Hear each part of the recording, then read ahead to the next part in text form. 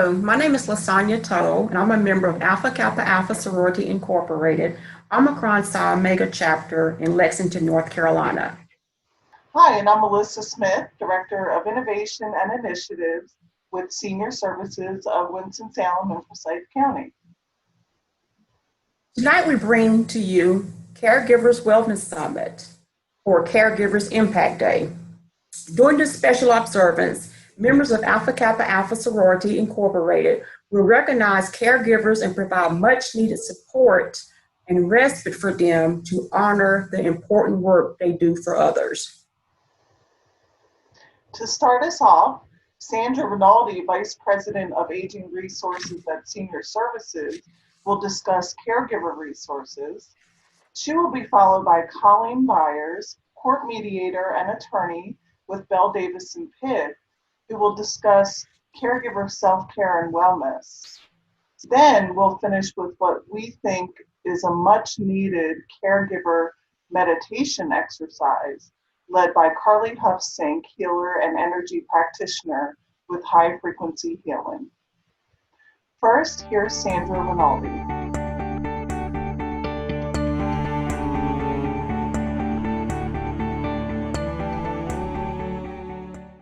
Hello, my name is Sandra Rinaldi, and I am the Vice President of Aging Resources.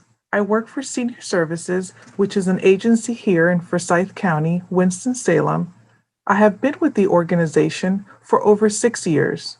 While serving the community for over 55 years, Senior Services' mission is not only to help older adults remain at home for as long as possible with dignity, but also to help those who care for senior adults, like caregivers, through education and support.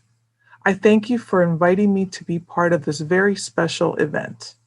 During our time together today, I will be discussing some local community-based resources, reviewing some respite options, including some specific caregiver resources, briefly discussing third-party payer source, providing information on how you can access any assistance that you may need within the county. And I will also hopefully have some time to talk about some long-term care options and possibly some additional information. So why don't we go ahead and get started? First of all, let's talk about what it is to be a caregiver. Sometimes when I ask someone who is sitting across from me or has called in what it is their relationship is with the person that they are seeking assistance for, they're not really sure how to define that role. And I pretty much tell them that it's fine if they're not their primary caregiver. The fact that they've come in to obtain some information is perfectly fine.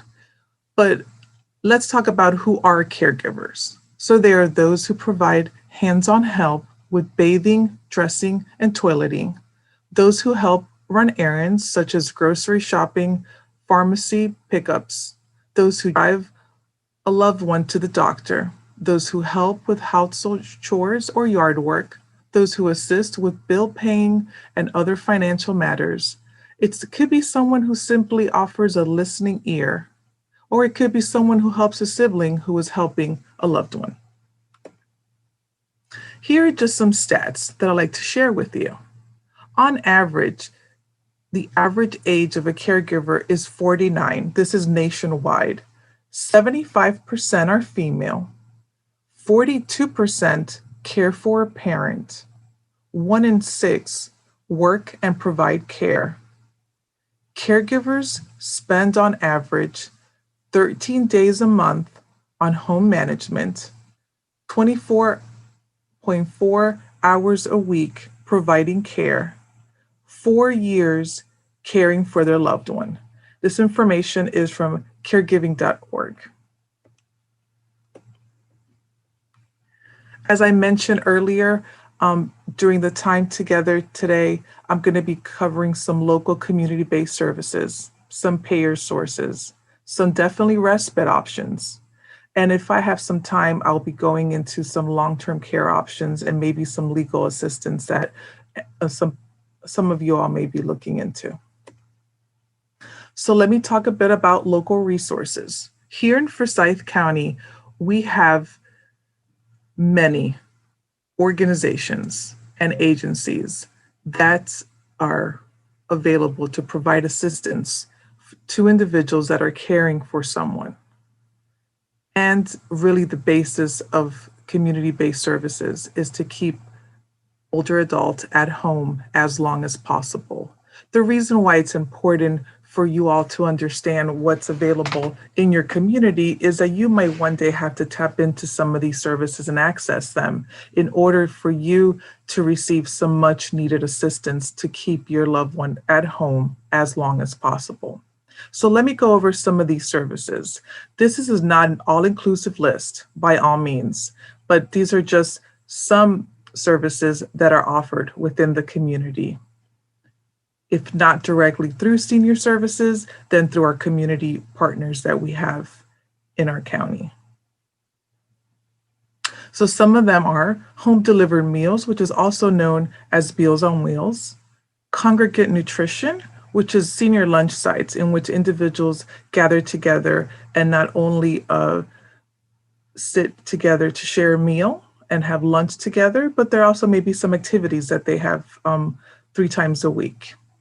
There's in-home aid assistance, adult daycare, adult day health, transportation, information and assistance, senior centers, legal services, and then some respite options. It's important for me to mention information and assistance is probably the best place to start when one wants to learn about what is available in the community.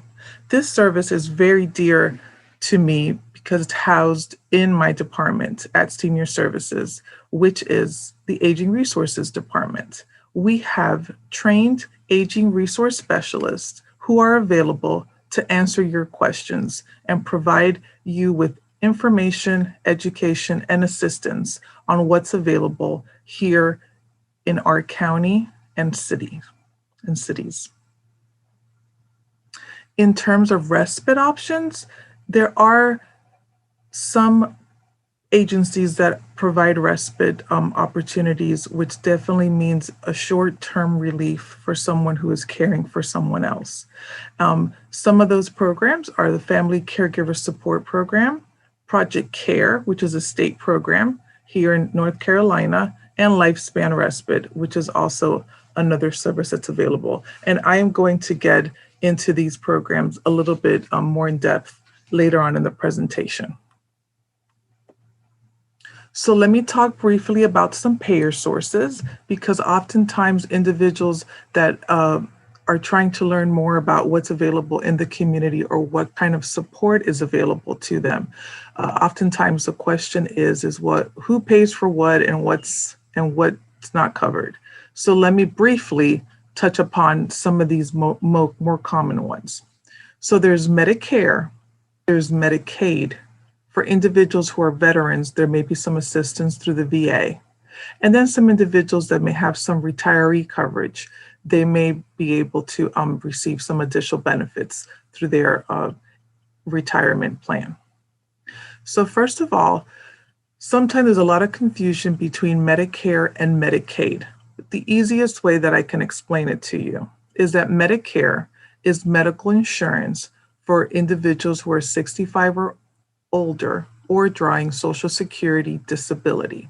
Medicaid is medical insurance for low income, age, blind, or disabled. And there's also different other types of Medicaid that may be available to other individuals. Some of the services that are covered under Medicare would be home health services, hospice, skilled nursing, which could also be also known as rehabilitation. Medicaid also covers some home health, some hospice services, some personal care assistance. There may be some assistance for individuals that need to go into an assisted living facility or into skilled nursing. That's a different type of Medicaid than what's known as community Medicaid. Now, I will like to bring up here that while Medicare covers home health services, it does not cover home care services. Home care services, it's what's also known as custodial care. It's assistance that provides help with activities of daily living, which is your bathing, your dressing, your transferring, or your ambulation. And that is not at this point covered by Medicare. Medicare will cover home health services, which there's a skill and need attached to it, such as physical therapy, speech therapy, occupational therapy, or wound care, registered nurse assistants, or anything to that nature. Medicaid, on the other hand, does provide some limited coverage for home health services, which is your skilled need, and can also provide assistance with home care if the individual has full Medicaid and they need assistance with their activities of daily living. Then they may be able to qualify for what's known as PCS, which is personal care services.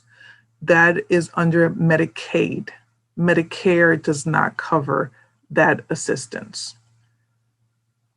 The VA, for individuals who are veterans or a spouse of a veteran, may be able to offer some services to individuals. So I always encourage family members or the veteran themselves to reach out to the VA and see if there's any kind of assistance that they may qualify for. If someone has coverage to their retirement plan, you may want to reach out to that plan to see if there's any kind of assistance that they may be able to offer you.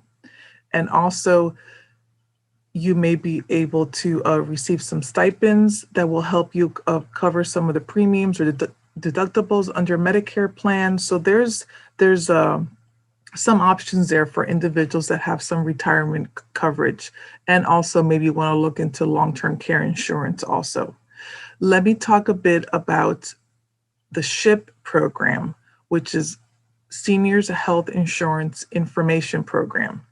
Every state has assistance to help Medicare beneficiaries or individuals who are caring for someone who receives Medicare understand what services are and are not covered under Medicare.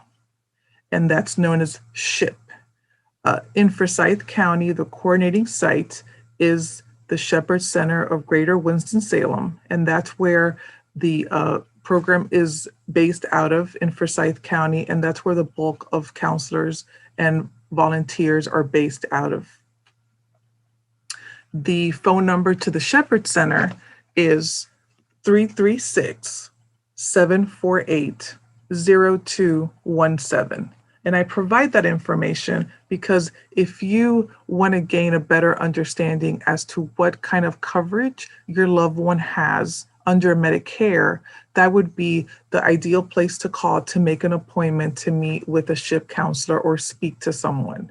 You can also call our helpline at Senior Services, because our aging resource specialists, as I mentioned earlier, will provide you with information and assistance and can possibly answer basic general questions on what Medicare covers and does not.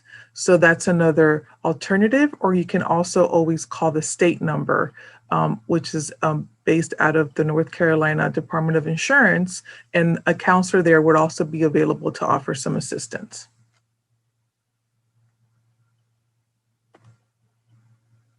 Let me talk really quickly about long-term care resources, but I think this is important for the continuum of care as caregivers are looking at different options. So definitely always, we're going to start with in-home assistance, because the goal is for most families is to keep their loved one at home as long as possible. So that's going to be the first step.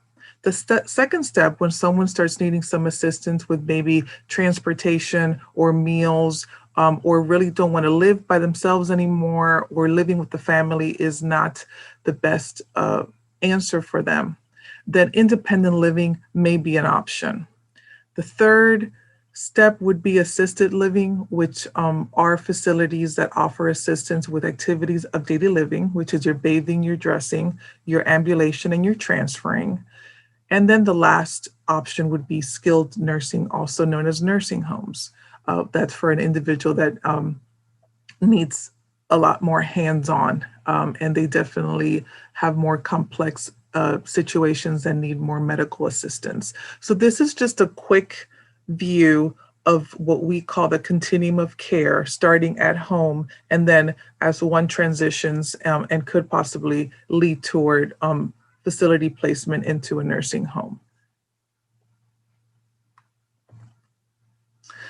So let's discuss a bit about respite, because as a caregiver, the number one thing that you have to think about is that, yes, it's fine that you are in this role and you're providing care 24 hours a day or 24.4 hours in a week or a day to your loved one, but you also have to think about yourself, and you have to think about that there's a time that you need to stop and re-energize and worry about yourself and take care of your needs in order for you to continue on and help others. So some short-term care provided to caregivers and adult or children that are available would be taking your loved one to an adult daycare. And that's basically taking them to a setting that's supervised, and they can interact with other individuals. They can have lunch together. They can take part in activities. You don't have to worry about them. You can take a break, and you can either run some errands, or you can go home and take a nap. You can run to the bank. Whatever you may need to do without your loved one, you know that it's a trusted place that you could take them there, and they are going to be stimulated and cared for by staff. In-home care, sometimes respite is offered in that form also, in that someone will come into the home and care for your loved one and stay with them while you can run errands or just take a break from whatever the responsibility that you have with them is.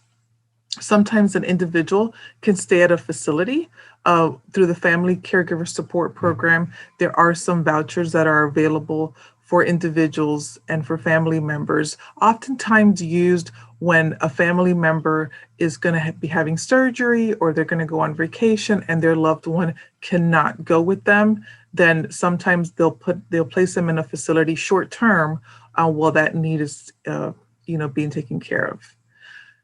Friendly visitor and companionship programs. Some organizations and agencies offer a friendly visitor or someone to come out and simply just stay with your loved one while you run some errands.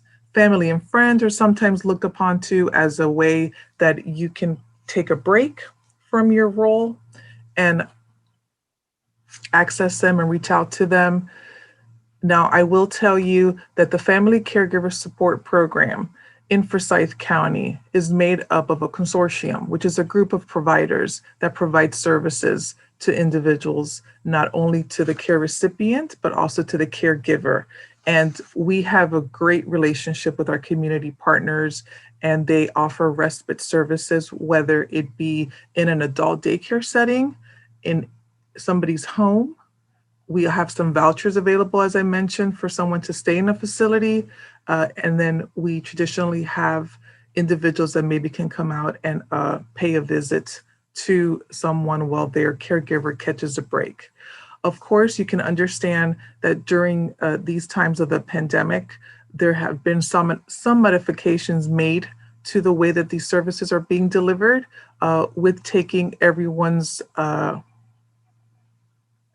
other proper cautions and not placing anybody in danger or an unnecessary exposure. So the way that we have traditionally maybe provided services has changed, but there is still there an outlet, there's still there a program, and there is still there a chance for you to obtain some much needed respite.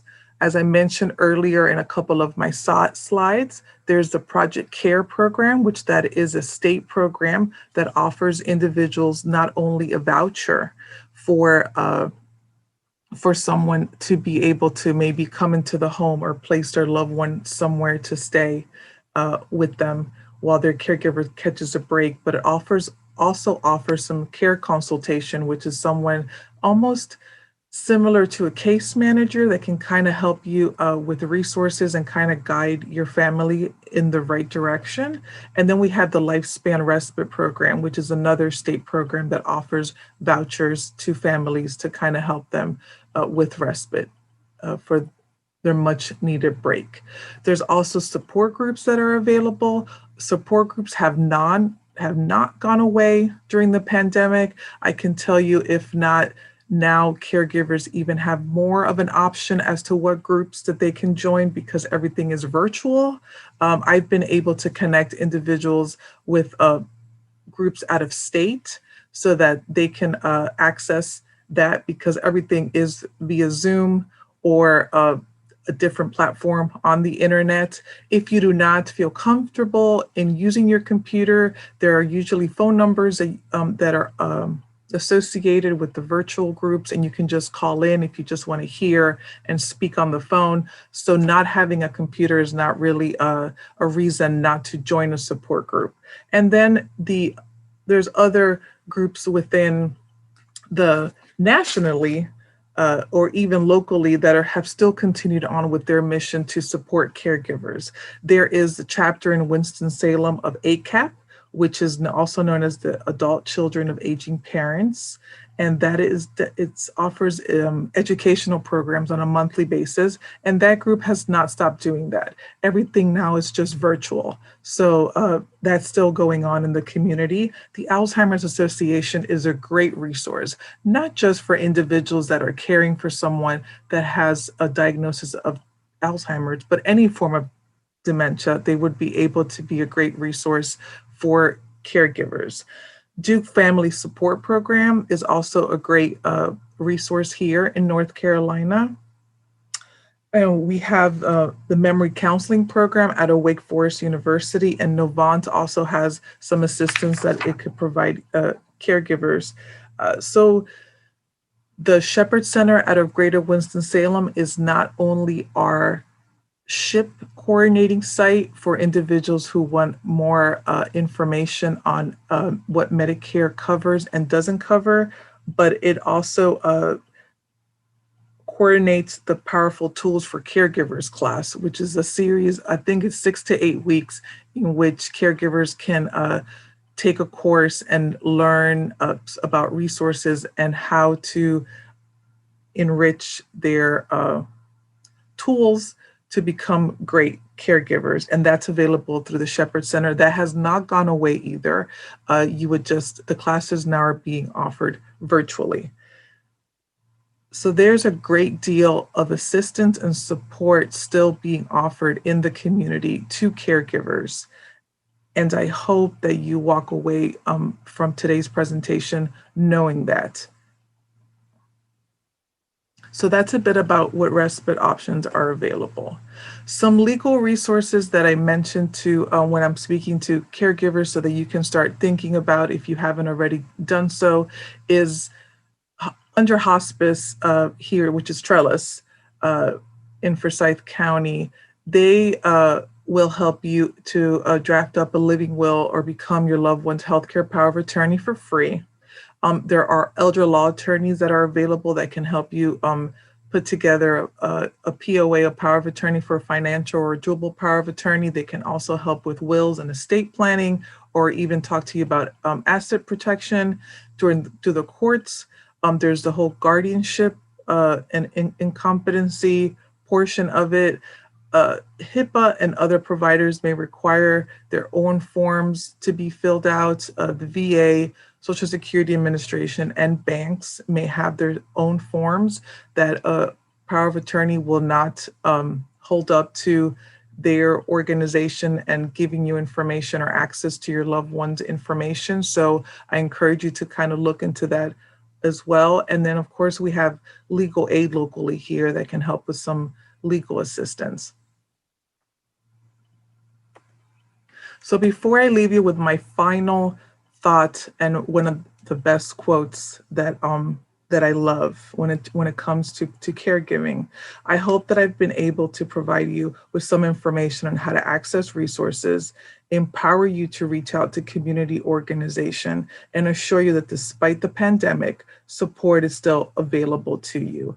I encourage you to reach out to us at Senior Services, to our helpline, because that's really the place that I would start to learn more about what's available in the community. I thank you for your time, and I'm going to leave you now with one of my favorite quotes, which is from Rosalind Carter, which says, "There are 4 types of people: those who have been caregivers, those who are caregivers, those who will be caregivers, and those who will need caregivers." Thank you so much for your time, and have a great day. Thank you so much, Sandra, for that thoughtful presentation and for all the resources that you provided. Next, we have Colleen Byers.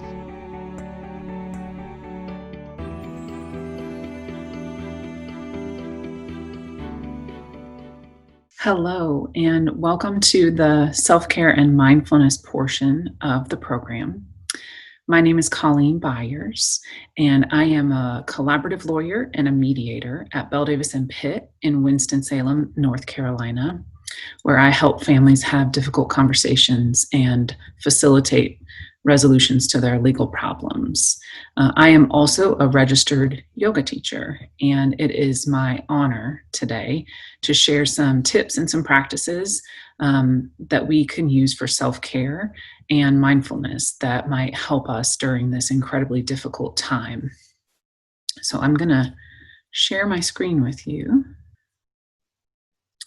So I titled the program today, Breathe, Put Your Own Oxygen Mask On First. I know that you have heard that before. And if you're anything like me, when you heard it on the airplane, prior to us being in a pandemic, you might have thought, no way. I remember thinking to myself when I had young children, there's no way I am going to put my oxygen mask on first. I'm going to put it on that little baby, and I'm going to make sure that little one that I am taking care of gets the oxygen mask first. But then I realized that if for any reason I don't get my oxygen mask on, there's not a darn thing I can do to help the people that I love and the people who are relying on me. And so it took a long time to prioritize self-care, but I'm going to talk to you today about why that's so important. Because as we all know, you cannot pour from an empty cup. And so you have to take some time to recharge your own batteries and fill your own cup, so that you can then get back to helping others and taking care of others.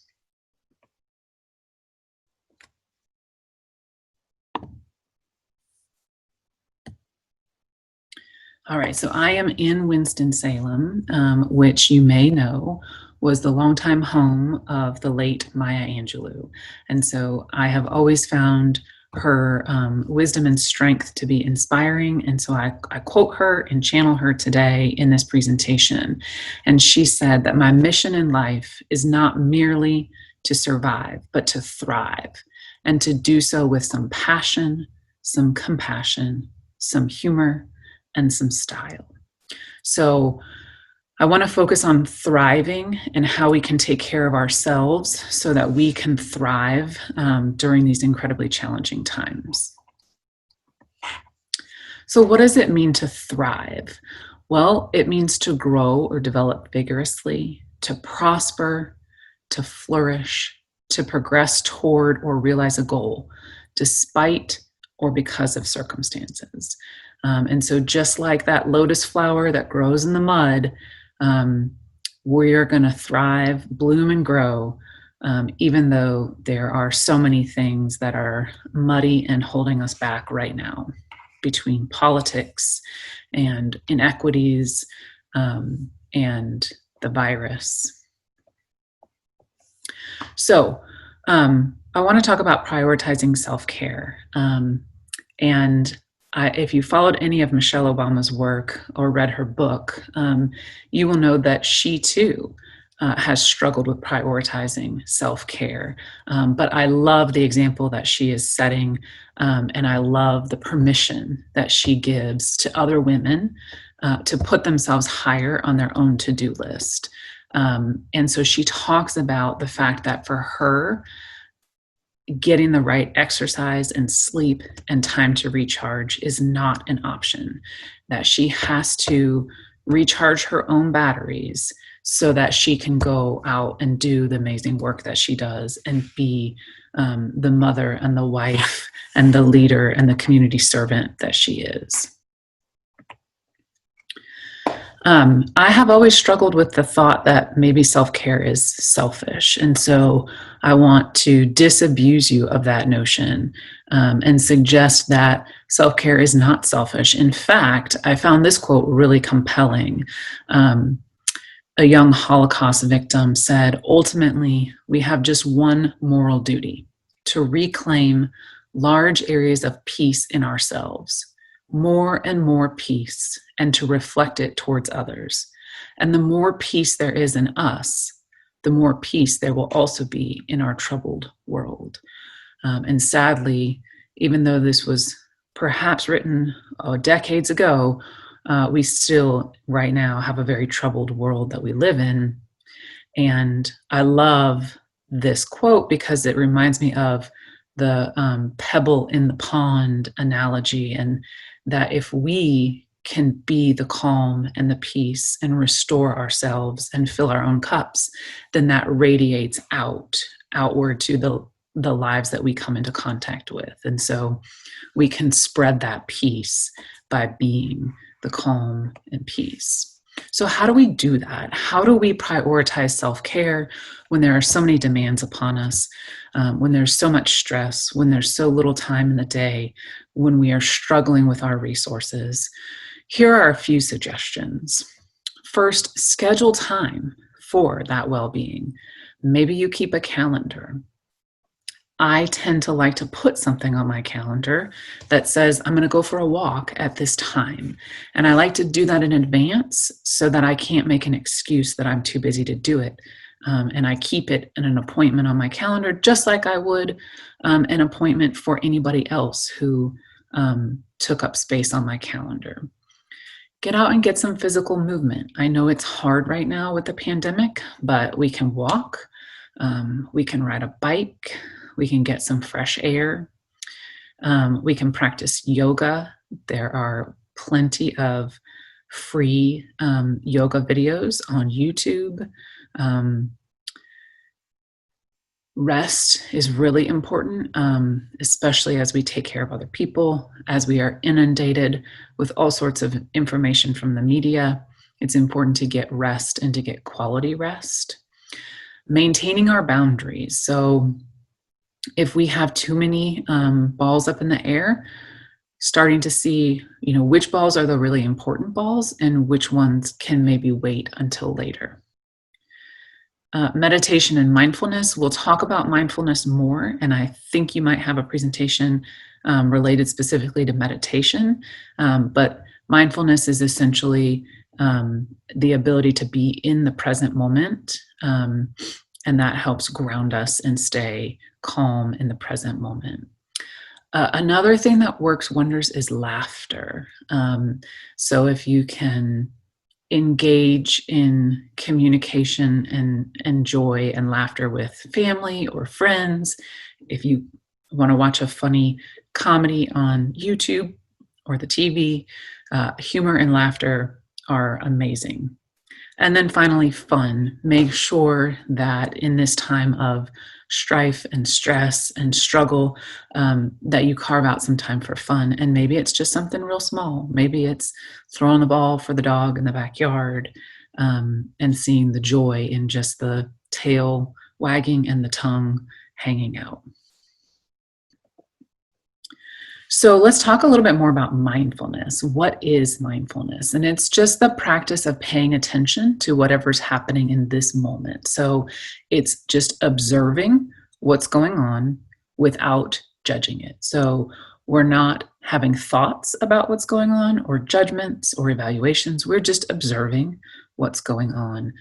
We're doing it intentionally, and we're going to stay present in this moment. So we're not thinking about the bad thing that happened yesterday. We're not worried about what might happen 3 days from now. We are here in this particular moment, observing what's going on, noticing without judging. So we're not saying how horrible it is. We're not saying how wonderful it is. We are just observing what's going on in this particular moment.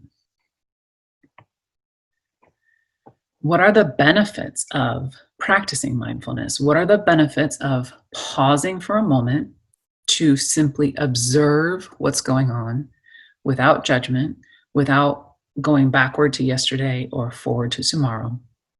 Well, studies have been done to show that it actually reduces cortisol levels in our body. So that's the stress hormone. It helps the stress hormone go down. It helps us maintain a sense of calm.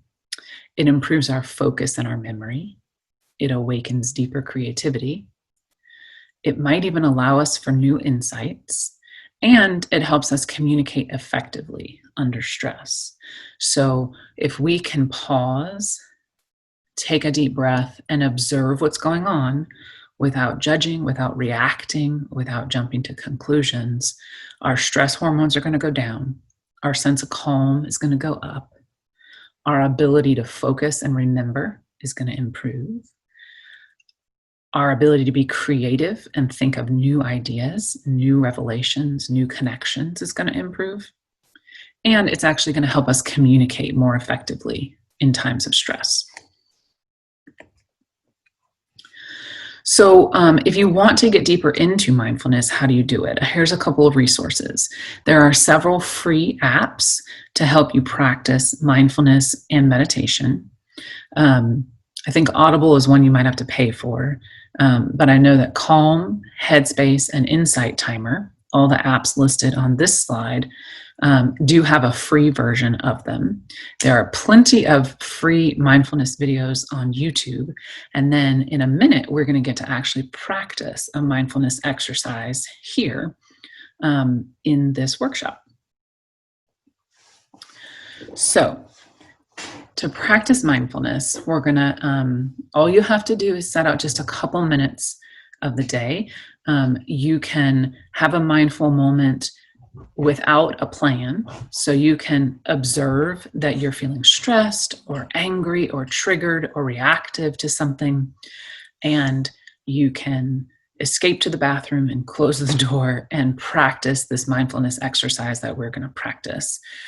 You can even do this exercise in front of other people without anyone knowing, either with or without your eyes closed. So just know that you always have the power to create a mindful pause and some space within your own mind, even if everything is swirling around you chaotically.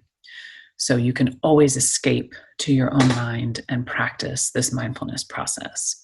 So coming to a comfortable seat with your feet flat on the floor, your spine nice and tall, hands resting comfortably in your lap. Take a moment and either close your eyes or lower them towards the floor, whatever feels most comfortable for you. And just take a minute to observe your breathing. No need to change it. Just observe it. Are you breathing deep or shallow? Long or short?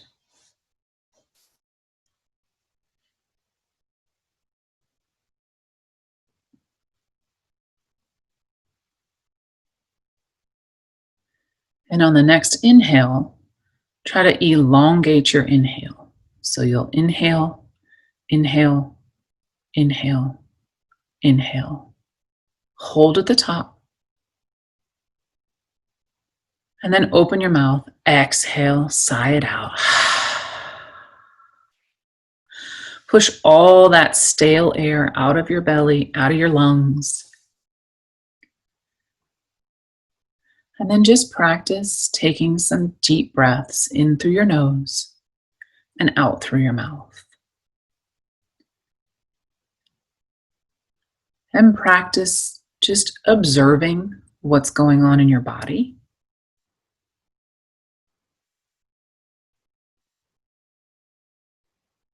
Maybe notice where you might feel tight or tense. Maybe you consciously relax your shoulders.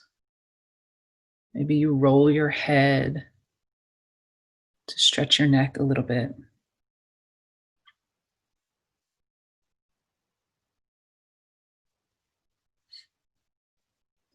Maybe you hear a lawnmower without judging it, without being angry. Just observe the lawnmower and move on. Maybe you can hear a clock ticking. Just note that. Maybe you can hear a dog barking or someone snoring. Just observe and just come back to your body and back to your breath.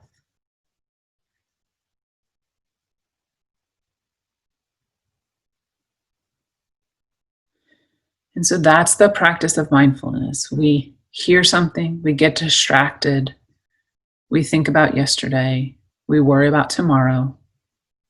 We just recognize it, identify it, notice that that's what we're doing, and come back to our body and back to the present moment.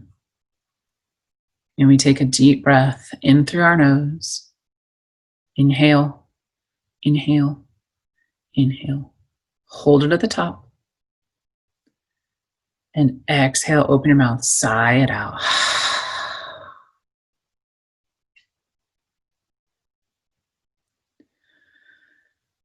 And when you're ready, you can open your eyes and just take a minute to feel the difference between before we did that short exercise and after. So it doesn't take long, and you have the power anytime you need it to just take a few deep breaths. And those breaths can actually slow your heart rate, reduce your cortisol levels, and hopefully you notice the difference in your body and your mind and your overall state of well-being from before the exercise to after the exercise.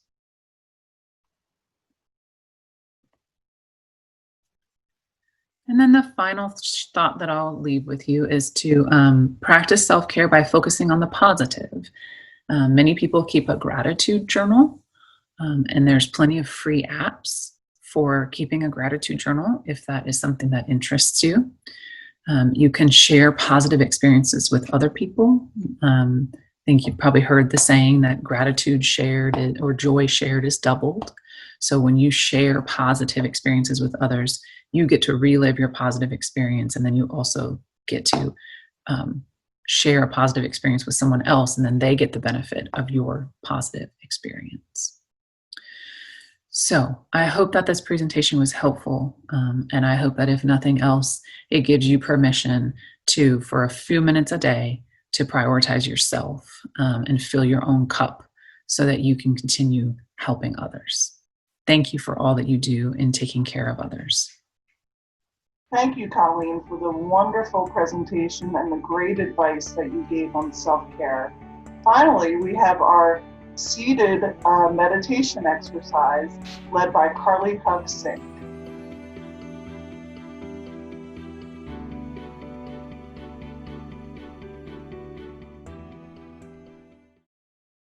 Hi, Carly Singh here with High Frequency Healing.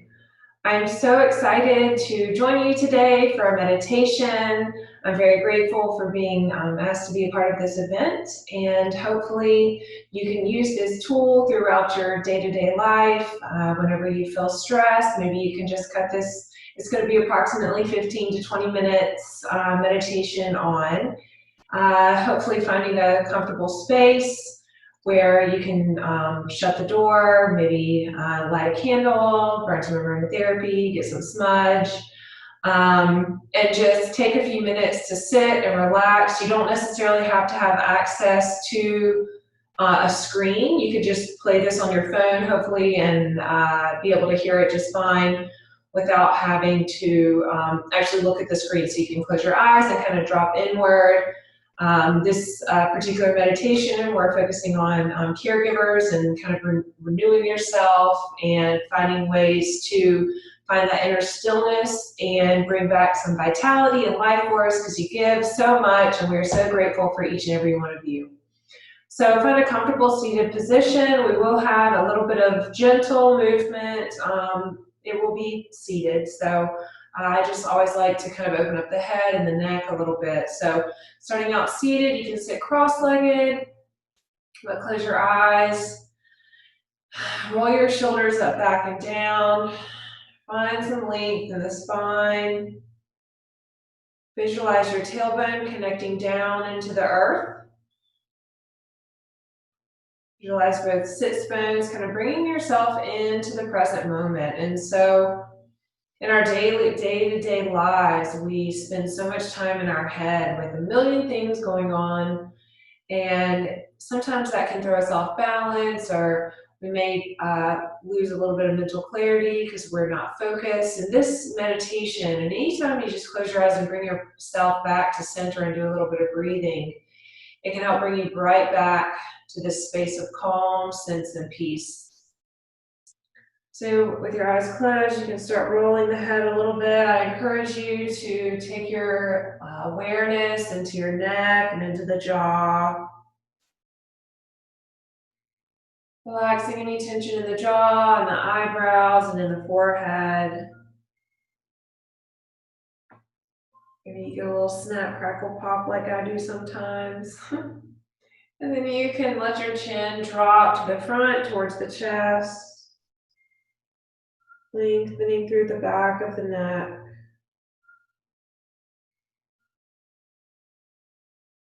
And on your inhale, come back up, let your head drop back, just stretch for the front of the neck, open. Take a nice long deep breath, opening up the throat, letting that breath expand down to the lungs and the heart. And then coming back through center, you can start rolling the shoulders a little bit, rolling back left, rolling back right. Kind of opening up the space at the front of the chest. Then you want to move your arms a little bit. You can even draw a couple circles with the arms. Always bringing yourself back to the breath, back to your center.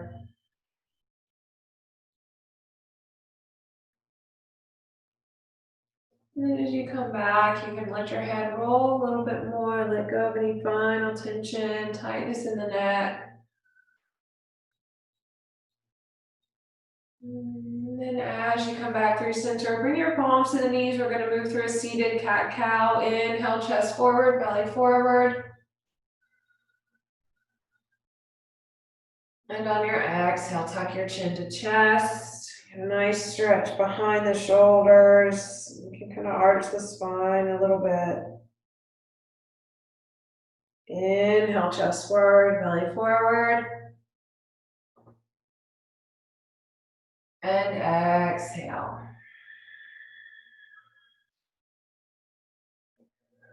One more time. Inhale, coming forward, chest forward. And exhale.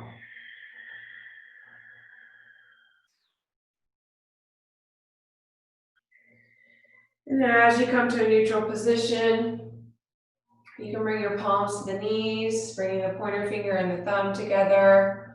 Or if you prefer to lie down for this portion where I take you through a guided relaxation and meditation, that's perfectly fine. You may find that you even want to lay down about halfway through, and that's perfectly fine as well. So close your eyes. As you lengthen up through the crown of the head, we're going to start focusing on the breath. Inhaling in through the nose. Allowing the breath to hit the back of the throat and expand into the lungs. And as you exhale, finding any area of the body that you might be holding stress or tension. Maybe an uncomfortable conversation with somebody or an interaction that you would like to let go of. Just visualize sending that out with your breath.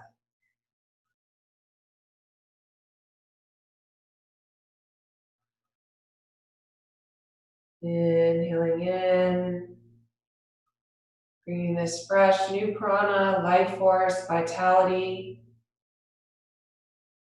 into the body, letting it fuel you. And as you exhale, this cleansing, purifying exhale, letting go. Letting your nervous system begin to settle, begin to calm.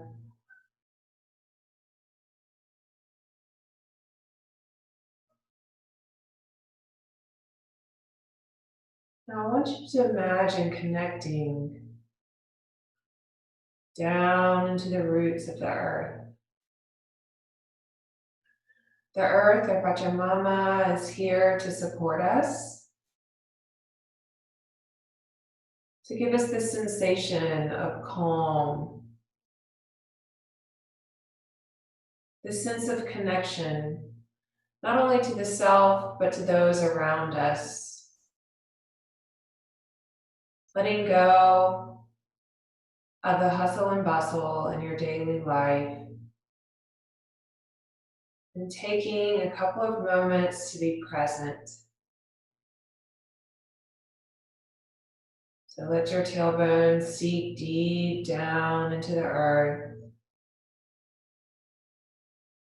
Imagine you're letting the earth pull any excess energy, anything that is not serving you or of your highest good.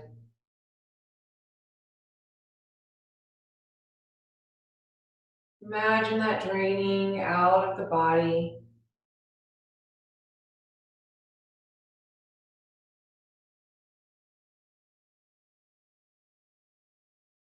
Away from the nervous system.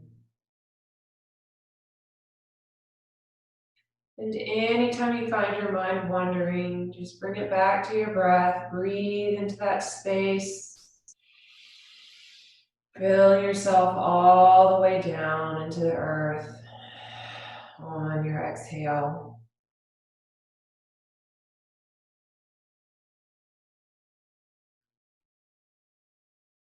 We're going to start to work our way up the spine, renewing various energetic centers.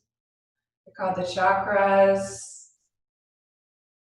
They connect in with various parts of the nervous system.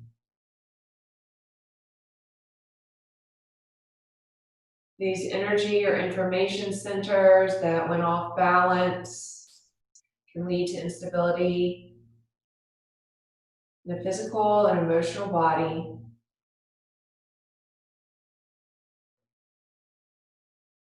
So I'll give you some colors that are related to these specific areas as we work our way up. So let me be your guide as we work our way up the spine, starting at the tailbone with this beautiful color red, the root chakra. Creates this sense of security, of stability.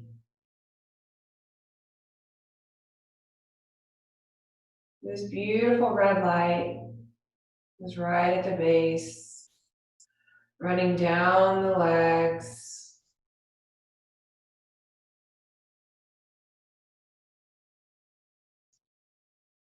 allowing you to feel a sensation of firmness, of ease.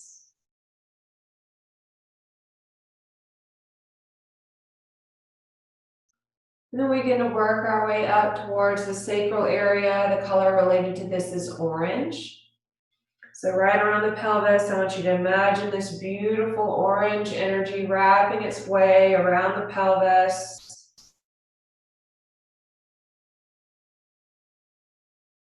The sacral area is related to creativity, it's vitality, it's connected to the element of water. So just let this energy move through you, through the sacrum, through the pelvic area. Maybe that orange energy wraps its way around the back, giving nourishing energy to your low back and your spine. Inhaling in, smooth and steady.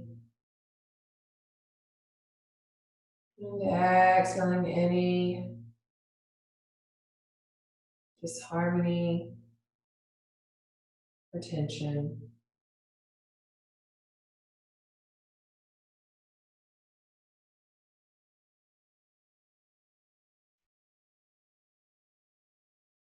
And then we're working our way up a little bit higher to the space right around the solar plexus and diaphragm.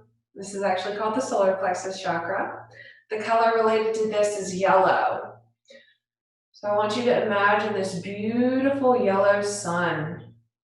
This is connected in with our digestive system, assimilation, the ego, willpower.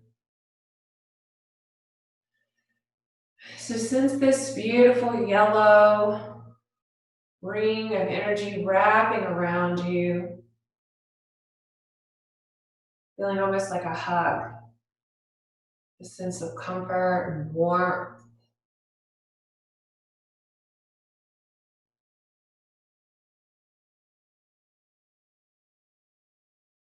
As you inhale, see if you can inhale all the way into the belly. That's going to expand and continue to open up the solar plexus, the sacral area. The deeper the breath.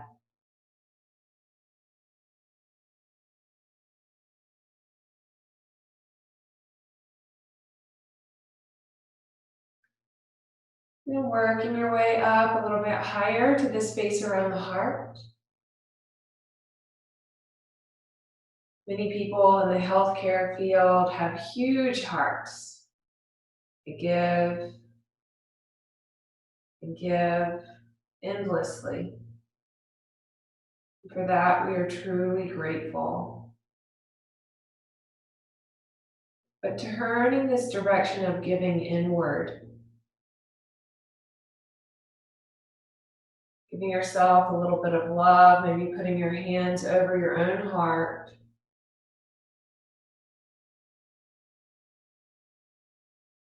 Color related to the heart chakra is green. Dhanahata.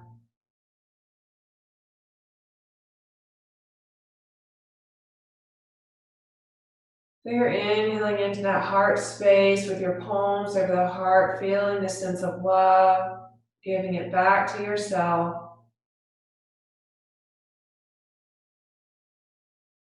Knowing the importance of self-love, self-support, rest and ease. And allowing that sensation to begin to radiate right underneath the palms. This energy and vitality begins to move through you, through your chest, the heart, the shoulders. Filling yourself up with light.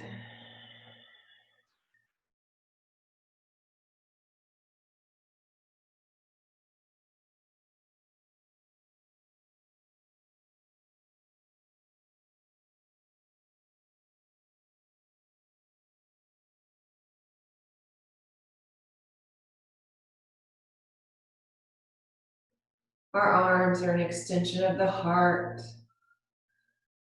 So all this giving, you can open up your arms to receive the gift of love. The universe is abundant with energy. So all you have to do is ask to be rejuvenated, revitalized.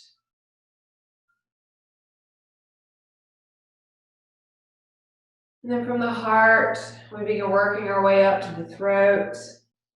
Maybe you lengthen through the crown of the head, feeling the expansion in the back of the throat. the throat chakra. The color related to this is blue. It's our seat of expression, of speaking our mind. Interestingly, it connects the mind to the heart. So it's that area of communication where you're speaking from the heart. So I want you to feel this opening and expansion at the space right at the center of the throat. Letting go of any tension in the jaw.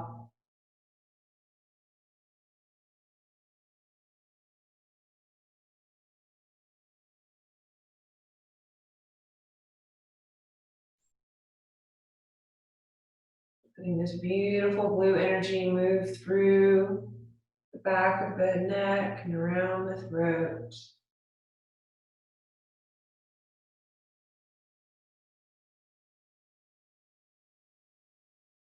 And then we begin to move up a little bit higher to the space right at the center of the forehead. The color related to this is indigo, a dark blue, dark purple color. Our intuition, our inner knowing.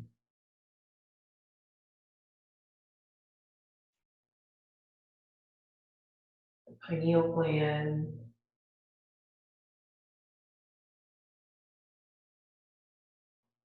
All the way up through the crown of the head, the crown chakra, which is a violet or ultraviolet color. So you're really reaching that energy upwards, connecting the cord up into the cosmos.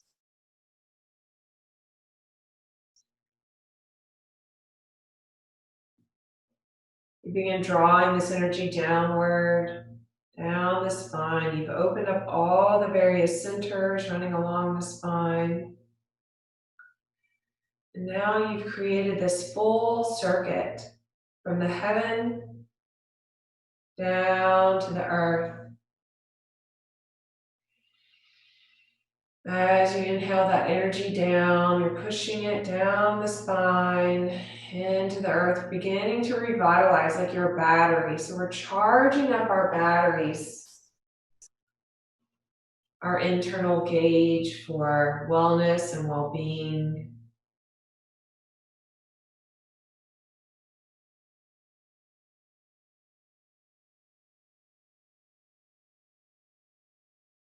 We're going to focus a moment here, just allowing the energy to move through you, down.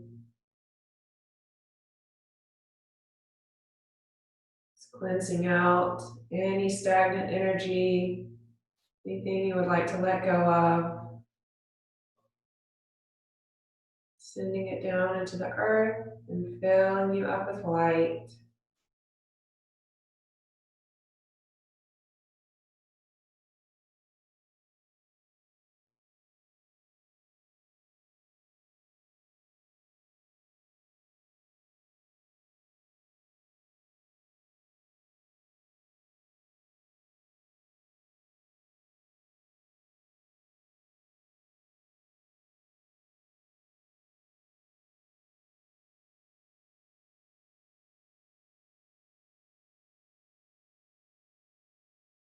Your breath begins to get a little bit deeper, more methodical.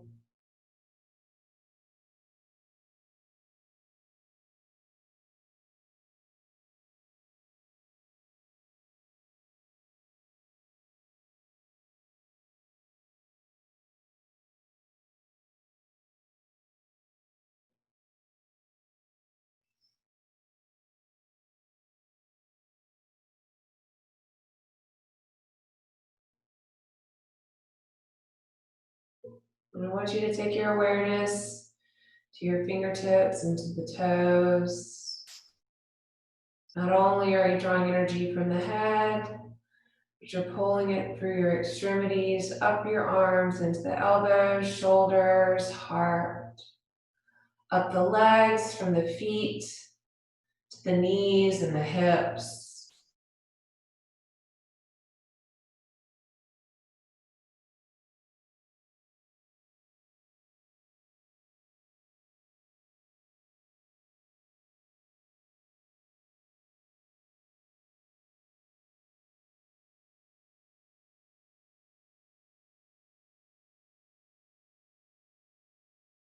And continuing to breathe and continue to let go.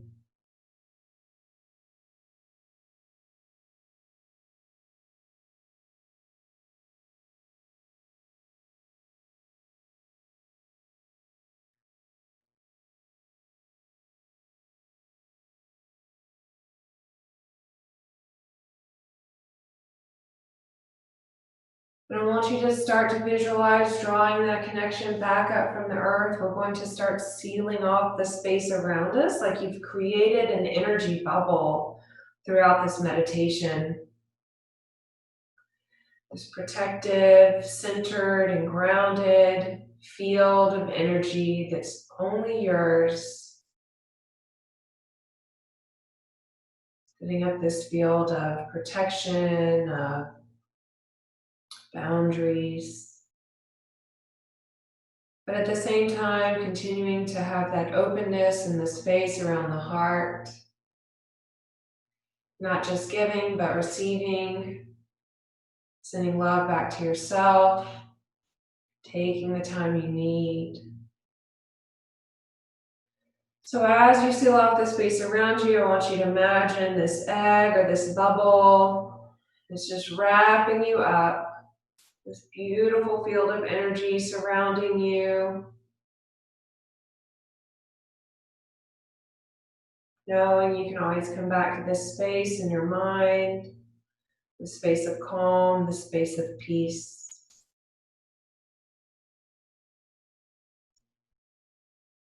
And you can gently open up your eyes. Hi. I want to thank everybody for joining me today. For more information, I do lead guided meditations and vibrational healing sessions using crystals, gemstones, essential oils. I also teach yoga and meditation. So my website is highfrequencyhealing.com, and that's hi-frequencyhealing.com. You can also find me on Facebook or Instagram. And please feel free to reach out to me. I hope you enjoyed and have a wonderful rest of your day. Namaste. Thank you so much, Carly. I really hope that wonderful meditation exercise helped out the caregivers viewing our summit today. Thank you, Sandra, Colleen, and Carly, for your valuable time and knowledge. On behalf of Alpha Kappa Alpha Sorority Incorporated and Senior Services, we thank you for attending, and we hope this summit brought much needed relief to all of you. Thank you, and good night, and happy Caregivers Day.